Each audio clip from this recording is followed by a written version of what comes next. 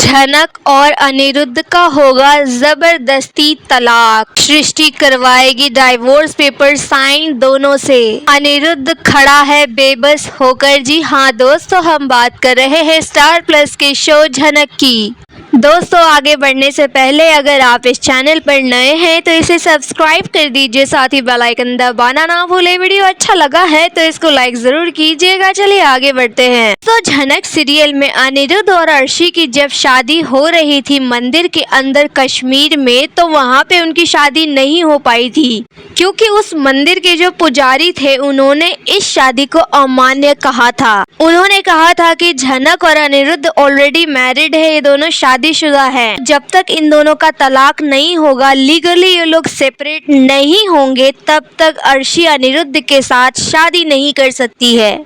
तो यहाँ पे इसी चीज को ऑफिशियली करने के लिए सृष्टि ने एक प्लान खेला है। यहाँ कोलकाता में सब लोग बहुत खुश है। अर्शी और अनिरुद्ध की संगीत सेरेमनी में बहुत सारे मेहमानों को बुलाया गया है। सब लोग काफी ज्यादा सज धज कर सुंदर बन ठन कर आ पहुँचे हैं। अब झनक तो इस संगीत सेरेमनी में आना नहीं चाहती थी, पर अनिरुद्ध ही उसे जबरदस्ती यहाँ लाया है तो उसे भी इस संगीत में आना ही पड़ेगा। अब क्योंकि झनक आई है इस संगीत सेरेमनी में और उसके साथ कुछ बुरा ना हो, तो ऐसा कैसे हो सकता है। सृष्टि अपना दिमाग चलाती है और पंडित जी की उसी बात को जो है आगे बढ़ाती है। यहाँ पे जब सब कुछ परफॉर्मेंस खत्म हो जाता है तो उसके बाद वो जबरदस्ती झनक का हाथ पकड़कर उसे खींचकर ले आती है और उसने पहले से ही अनिरुद्ध और झनक का डाइवोर्स पेपर तैयार करके रखा था। इस मौके की तलाश में थी कि इन दोनों को जो है सबके सामने इस पेपर पर साइन करवाकर अलग करवाना होगा। यहाँ सृष्टि इस बारे में सभी को बता देती है एक्सेप्ट अनिरुद्ध को। बाकी सब घर वालों को पता है कि यहाँ पे इन दोनों के साथ क्या होने वाला है। सृष्टि झनक का जबरदस्ती हाथ पकड़ती है और कहती है कि इस पेपर पे साइन कर दो। झनक को कुछ नहीं पता कि ये किस चीज के पेपर हैं और मुझसे क्यों साइन करवाने के लिए कहा जा रहा है। पे सृष्टि एक्सप्लेन करती है कि इस पेपर पे साइन करने के बाद तुम दोनों की शादी खारिज हो जाएगी, यानी कानून के नजरों में तुम दोनों पति पत्नी नहीं हो, अलग अलग हो, और उसके बाद ही अर्शी अनिरुद्ध से शादी कर पाएगी। अब तुम दोनों में कोई रिश्ता नाता नहीं है, यहाँ पे साइन कर दो।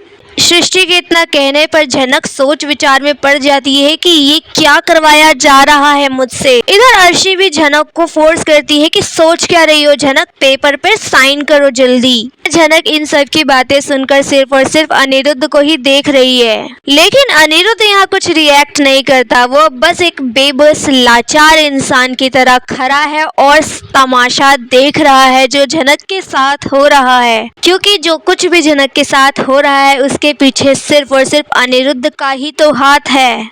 उसने अपनी जिद के लिए, अपने ऑब्सेशन के लिए झनक को इतना मजबूर करा है कि दोबारा इस कैद खाने में जलील लोगों के सामने लाके खड़ा कर दिया है।